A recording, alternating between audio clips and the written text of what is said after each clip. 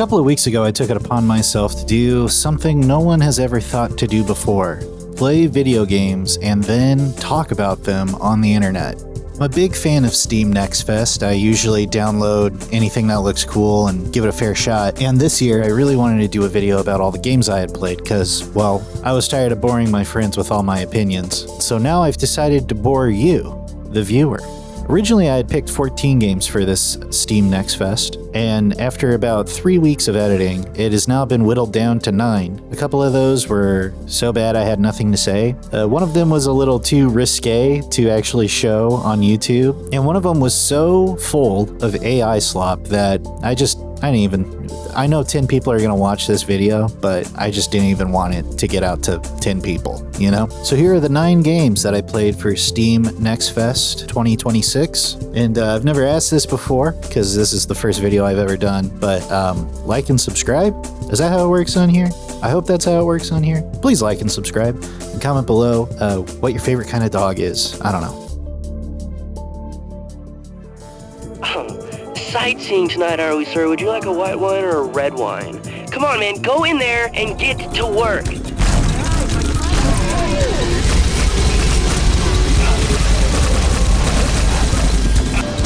you ugly son of a bitch!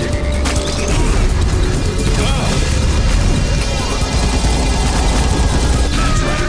Barney Miller is back. Zen Reloaded is the newest re-release by Night Dive Studios, who at this point has a pretty proven track record of taking games verging on lost media and updating them to a more modern standard. They're going in and adding things like 60 FPS and native widescreen support to a lot of these games, and honestly, for most of them, that's really all I'm looking for. Like I said, at this point, Night Dive's kind of known for these re-releases. There's Blood Fresh Supply, which I played way too much of during quarantine. The Thing Remastered, which was super fun, but a little short. I don't think that's Night Dive's fault. I think that's just The Thing's fault. And PO Definitive Edition, which is a game I've spent most of my life trying to convince people is a thing and does exist. Going into this, I don't really know much about Sin. I think I saw like one video about it before, and that's really it. However, I do see this all the time at my local game shop, and I always want to pick it up because the cover looks so cool. I've heard about it before. I'm always very curious, but you know, these old games, Windows 11 just does not like talking to them. I just think it's great that I can find this on Steam. I don't know, it's probably going to be like $30, right? Pay $30 and just finally play a game that I've been dying to play for a really long time without having to download patches, without having to download fixes. That to me is like the most exciting thing about this.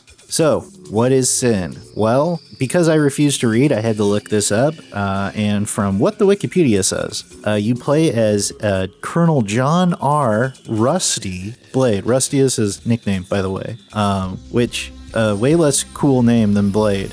Just stick with Blade. And the entire time I played this, nobody called him Rusty. Why does he have a nickname? His last name is Blade. That's like the coolest name ever. Rusty is the commander of the Freeport City's largest security force, Hardcore, and it's spelt like corpse, but you know, like because it's military, you actually pronounce it as core. So it's actually really cool. In your missions, you're aided by JC, who is a wisecracking hacker who is a piece of shit, apparently. I thought he was very funny. But John absolutely hates this kid, to the point to where I'm like, why'd you hire him? Why are you even working with this guy? Hey, Blade, I bet if you follow him, they'll take you straight to Monero.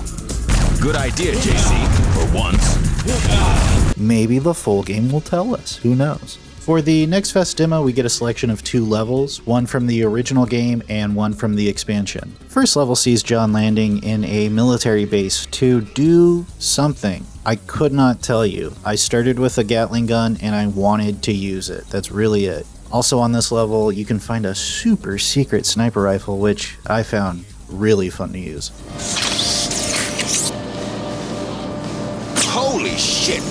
Once you make your way into the lower parts of the military base and defeat the chair mini-boss, you're then tasked with stopping some terrorists? Bad guys? Not really sure. From stealing nuclear warheads. Oh no, that could be bad. I really like this part in particular because you get to navigate through these like little DOS menus and do some quote-unquote hacking. It was very cool. The second mission has us infiltrating a high art museum, with JC providing us some rather hard-to-follow guidelines. Watch the aim, since we don't have that much money in the budget to cover you shooting everything in sight. Jeez, everyone's a critic. You can actually lose here if you shoot too many paintings, so try to be careful. It's really hard. It is Quake 2. You're moving fast, but I believe in you. You can do it. Well, there goes my pay.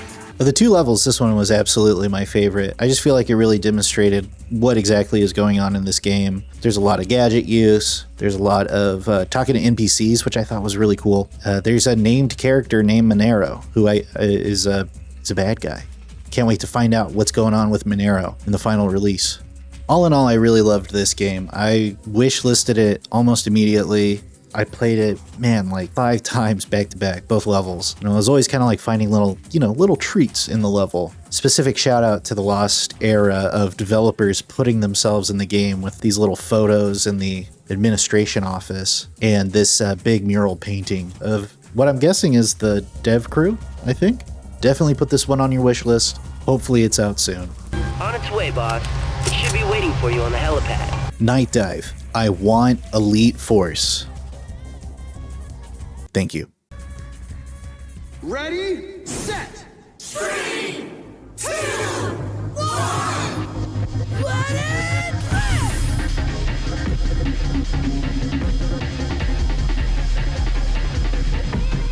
Anyone else getting absolutely hammered by Beyblade stuff lately?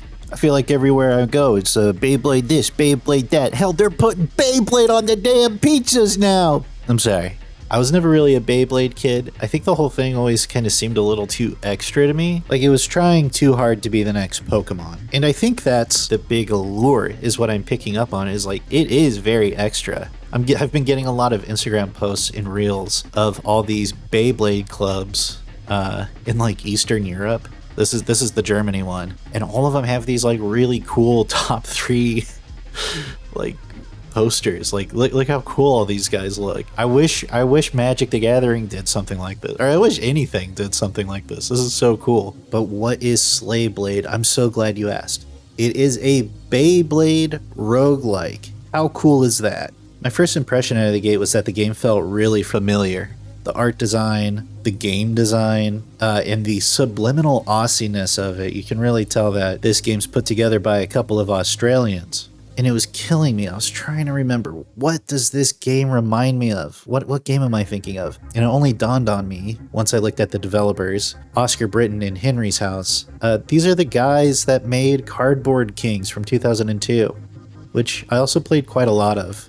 I'll talk a little bit more about that game further in the review, but it's just like, wow, it's cool to see that these guys are working on something new. When you first jump into Slayblade, you're greeted with this really cool overworld that's got all these little trainers sprinkled throughout it. Trainers? Or like, what is it, a Beyblader, I suppose? I think another thing you're going to notice when you first start playing this game is that the soundtrack is awesome. I felt like I spent a lot of the game just like listening to the soundtrack and not really playing the game, but the game is fun.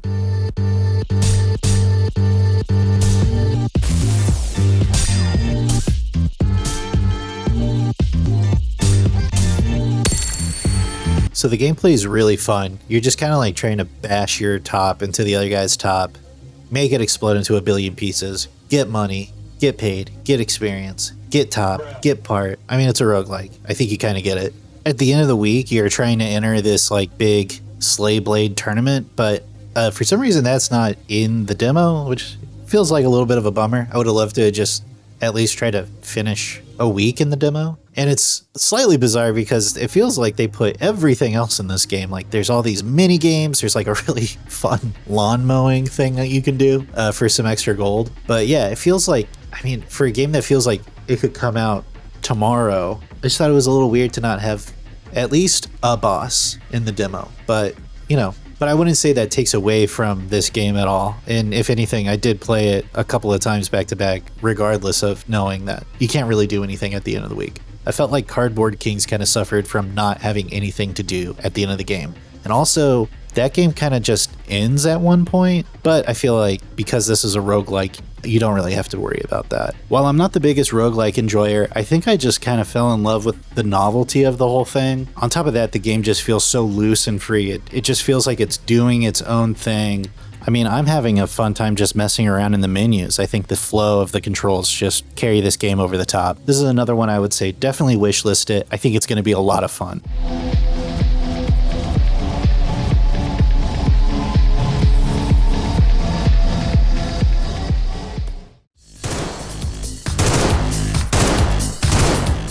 Method of entry. Now, a lot of you are wondering, why would you even download such a diabolical thing? Aren't you that woke guy from YouTube? I did get this because I've had a long time love affair with Rainbow Six Siege. I remember when I wasn't jumping through walls and in that goddamn game, and the game was good.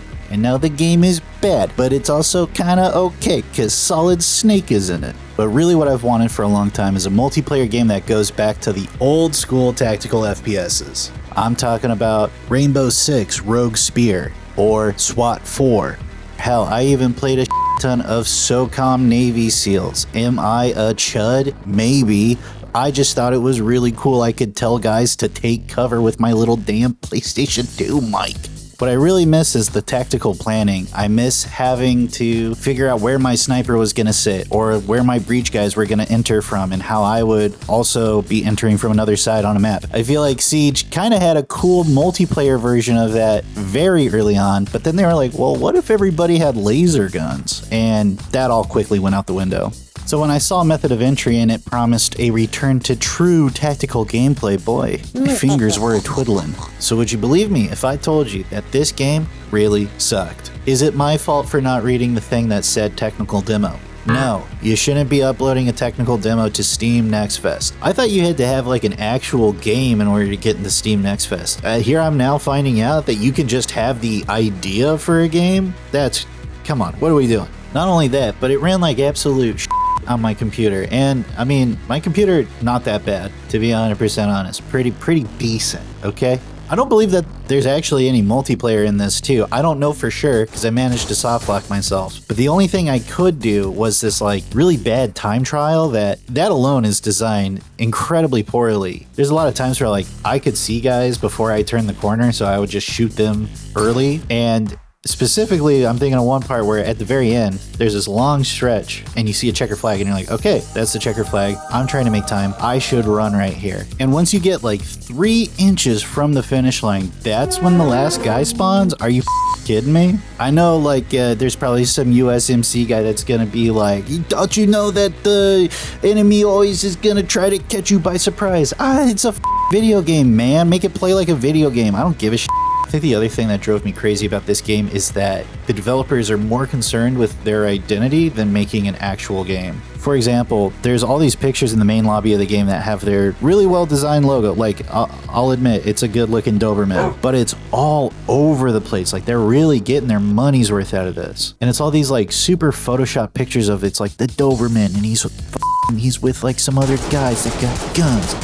Isn't that epic? The other thing too that drove me crazy, the TM. This is the first time I've ever in my life seen a game studio include the TM into their studio name. That to me is insane. No one's coming for Attack Dog Studios. You guys, you got it. You're good. Spend a little less time working on your cool Doberman pictures, spend a little bit more time on the fact that if I run and I pull the trigger, because my guy is holding his gun up, I start shooting into the ceiling. I start doing little desk pops.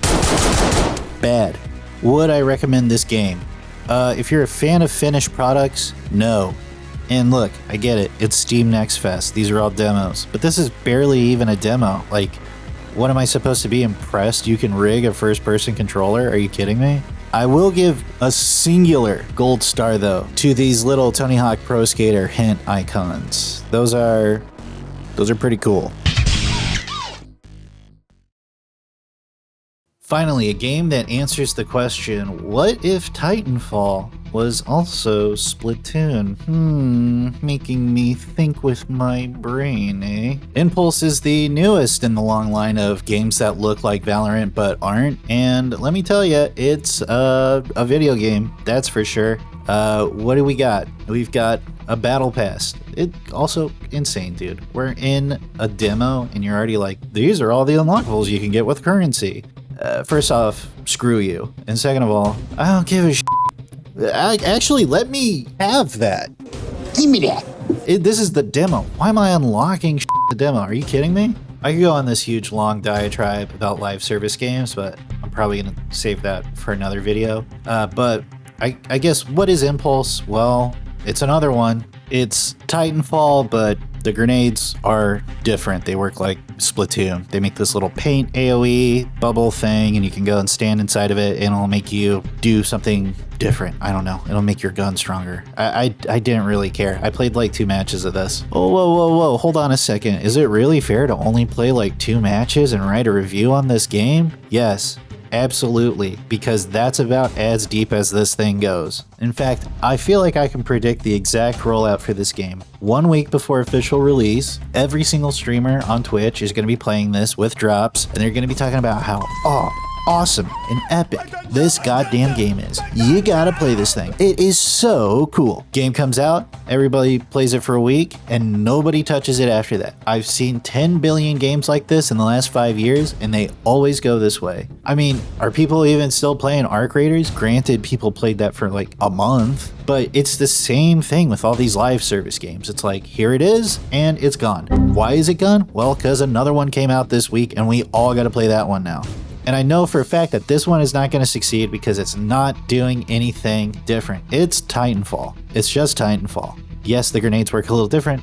It's Titanfall. It doesn't even feel that great. Like the netcode is not that good for a first-person shooter. People are bouncing around. It feels like my guns aren't super accurate. The time to kill is weirdly high sometimes. Sometimes it's weirdly low. And for a game that's supposed to be Titanfall, the mechs don't really feel fun to use. So yeah, sorry to rip on it, but I don't really have much to say, and that's okay, because we're gonna forget about this game a week after it comes out. Should you wishlist it? Probably not.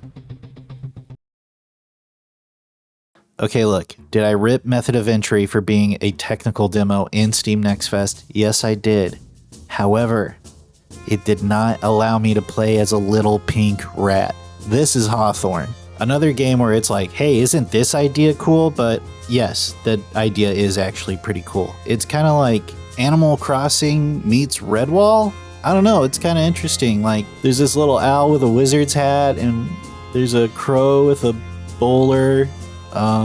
There's some otter friends you can talk to, and the main thing you're trying to do is make a little table for the feast, so you got to collect some sticks and stuff, and you got to collect the food for the feast, right? But be careful, because you know the hamsters, they don't really eat meat, so you got to make sure you're getting food for everybody. You got to get stuff that everyone likes, and then that's kind of it. That's really it. I'm kind of giving this a pass over Method of Entry because, like, look, there's like 10 billion games that are like Method of Entry, but a Redwall MMO, I mean, that's a cool idea, right? I don't know. Would I wishlist it? I don't know. If it comes out, maybe. I mean, I don't love that the publisher is listed as TBD. That's kind of like a who want me kind of thing, but yeah, I don't know. Next Fest, stop letting ideas be in your thing, okay? That I can't review. Just stop.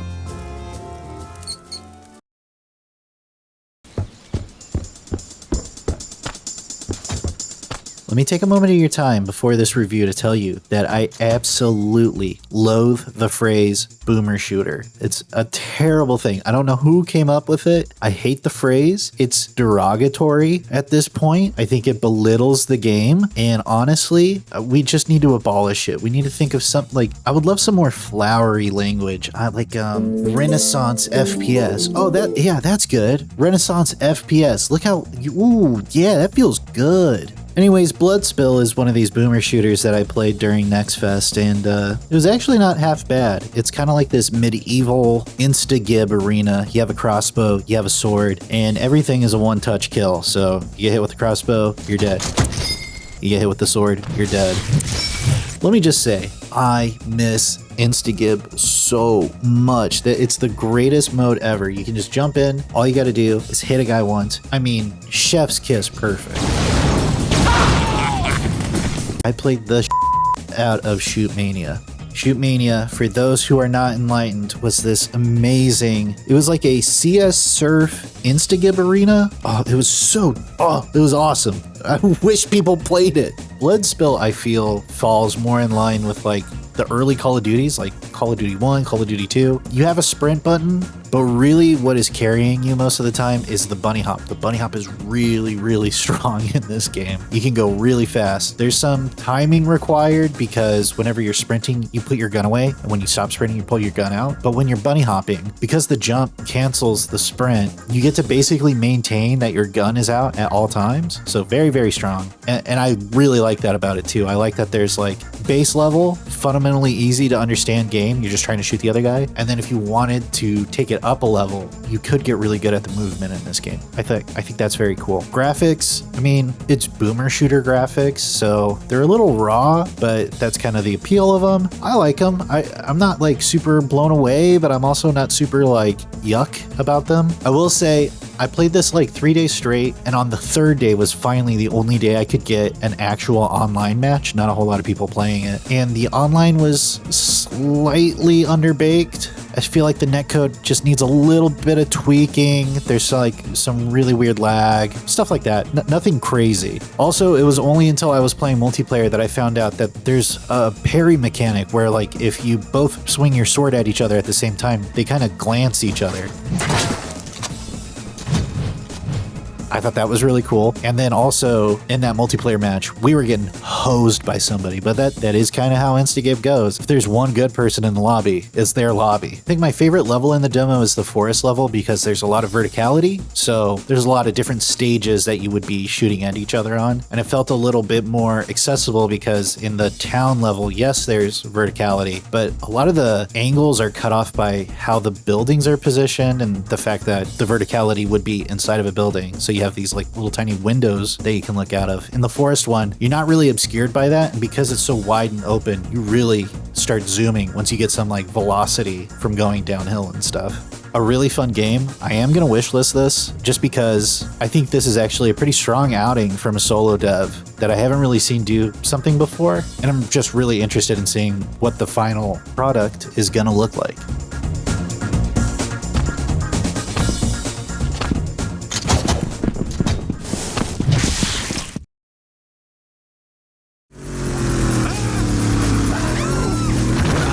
I was talking to one of my friends the other day and he was like, oh, they should totally bring back Carmageddon. First of all, no one cares about Carmageddon.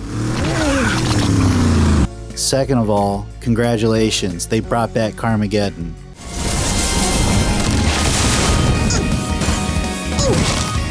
This is Truck-kun is supporting me from another world, and if you like vehicular manslaughter, this is the game for you. When the game starts, we're introduced to Carissa Ward, a middle-aged salary woman who is only working to afford her incredibly unhealthy hobbies. Guys, that's just like you. On the day of her big promotion...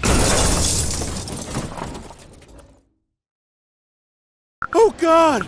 Did anyone see who did this?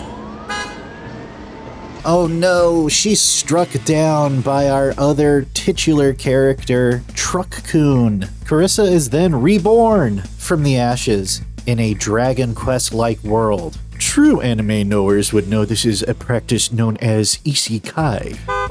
She then requests our help in leveling her up. We do owe her that, after all, we did kill her. And how are we gonna level her up? Well, we have to isekai more people, that's right. Your goal in this game is to kill as many innocent people as you can so that she can then kill them when they're reborn as slimes in the new world. But how does it play, you're asking? Well, pretty good. I had a really good time with it. I think there's just something incredibly entertaining about smashing a cartoon car into a bunch of cartoon people. It's all the fun parts of Simpsons Hit and Run, but you just get to do it over and over again. I really like the art style of the game. Really reminds me a lot of Katamari Damacy in how playful everything is.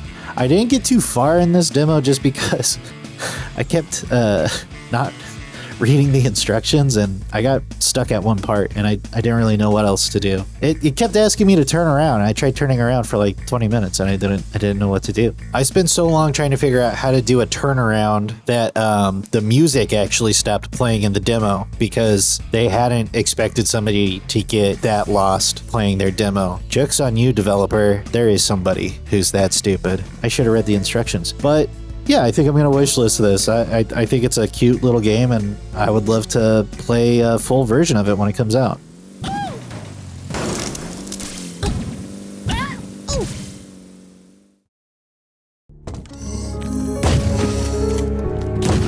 Honestly, I've been sitting in front of my computer for like the last 15 minutes trying to think of what I could possibly say about Phase Zero that could be any sort of nuanced take and not just like, wow, I really like how they did it like how Resident Evil did it. Phase Zero.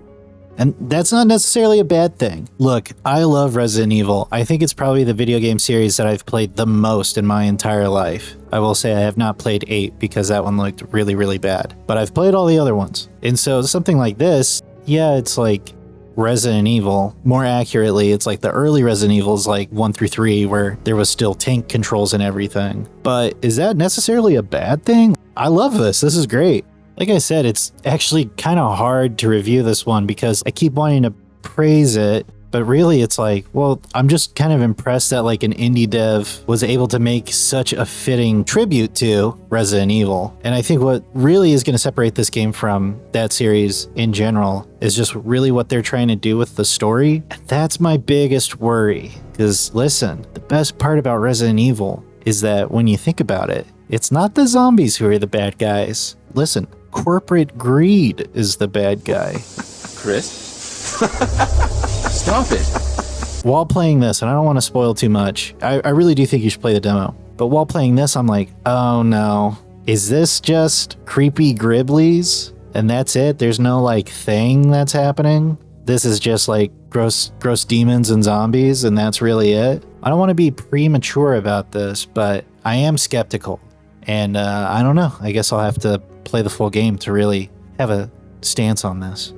But back to gameplay, I will say yes, it is Resident Evil, but it is doing old Resident Evil well. There's a lot of modern game design touches here that really lend well to the classic version of Resident Evil that I'm actually kind of surprised weren't in the original game. For instance, in that first trilogy of Resident Evil, if a zombie's on the ground, you gotta aim down. Put that on a shirt. And if a zombie's like right in front of you, you gotta kind of aim up if you want to shoot it in the head. But in this, whether the zombie is on the ground or right in front of you, as long as you're aiming and facing in that direction, your character will shoot in that general direction. There isn't this like look up, look down stuff. And I really like that. Another thing that they didn't really add until Outbreak, I believe, is that you can actually move while aiming. And that's big too. It doesn't really change the game, but removing how restrictive tank controls are to the player, I think completely improves the experience. Also, I gotta say, I just really adore the graphics in this. You have pre-rendered backgrounds, jagged PlayStation 1 style models. I see you!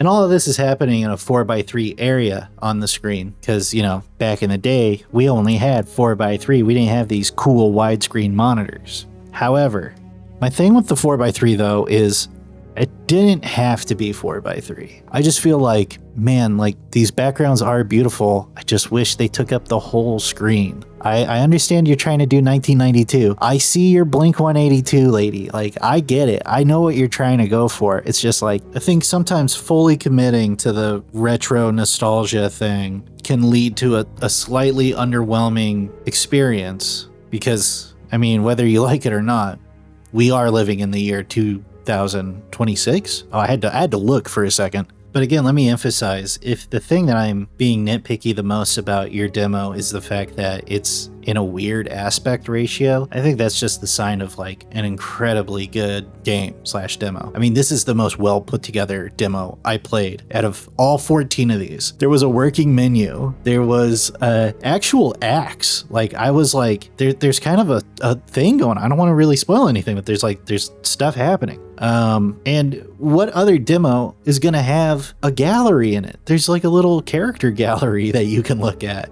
To round it all up, this is definitely wishlisted. And yes, it's hard to point out all the positives about this game because all the positives are things it shares with Resident Evil. And look, this is a demo, maybe in the full release. There's some way it can differentiate itself from its source material. But even if it can't, I don't really care.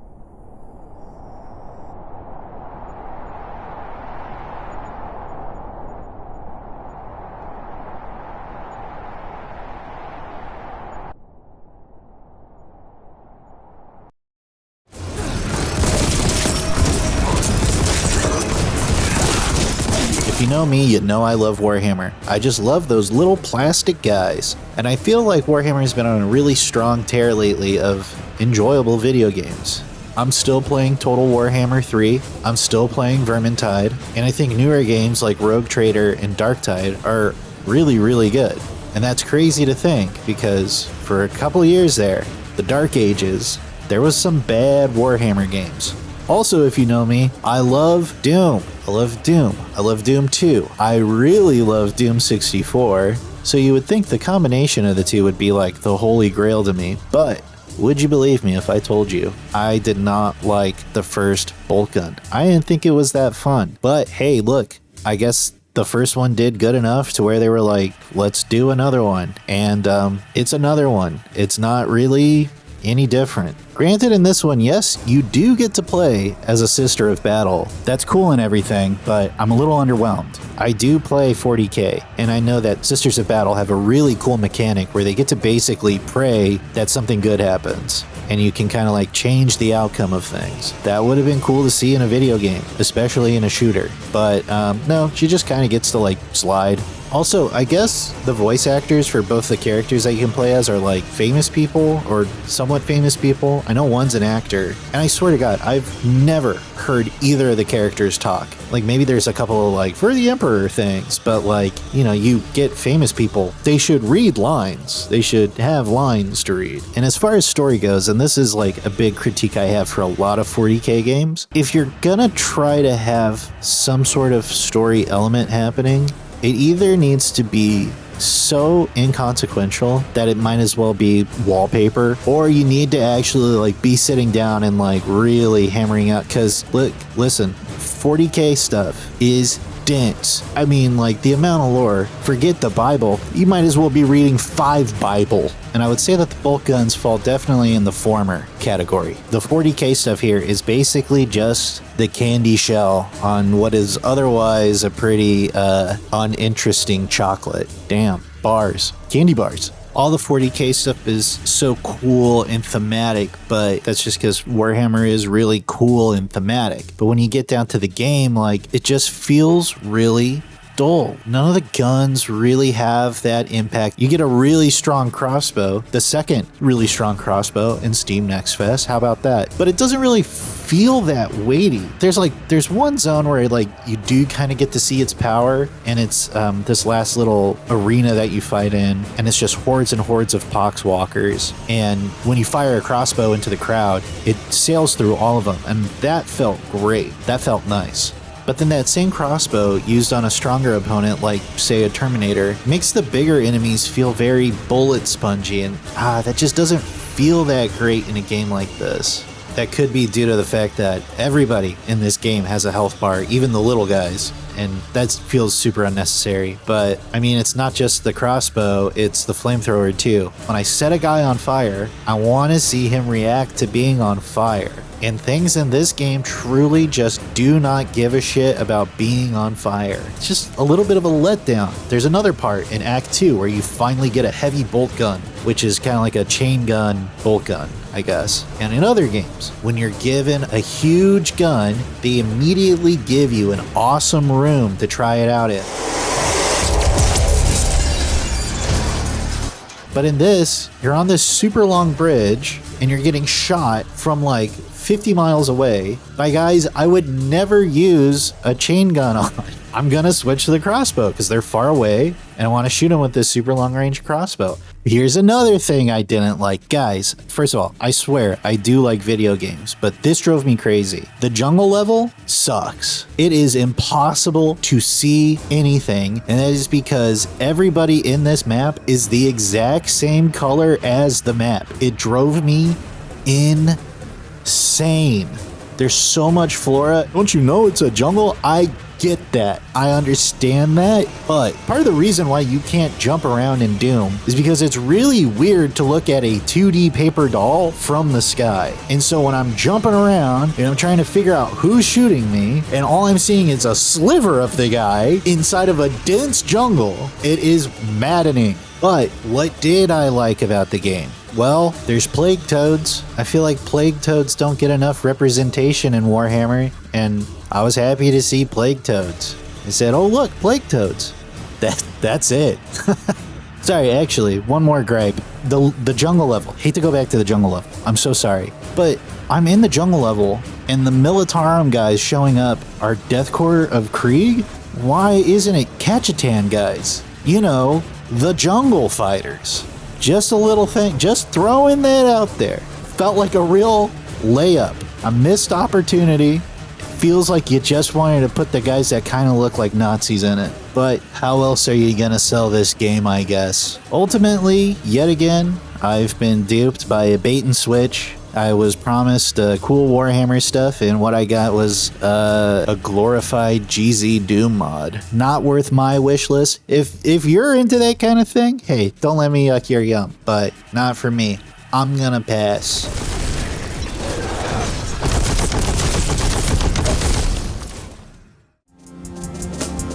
Well, there it is, the 9 survivors of the 14 games that I played for Steam Next Fest 2026. What have I learned? Well, I've learned a lot about editing for YouTube, and I've learned a lot about making motion graphics. They all suck, and they will be better in the next video. If you made it this far, I just want to say thank you so much for watching. It really means a lot. I put a ton of work into this video, and I'm just glad that somebody at least watched it. And if you're feeling kind enough to like and subscribe, I really appreciate it. I plan to do a lot more videos on here, probably about some other obscure, nerdy stuff. Yeah, thank you so much. I don't have a sign off, so I'm gonna leave it at that.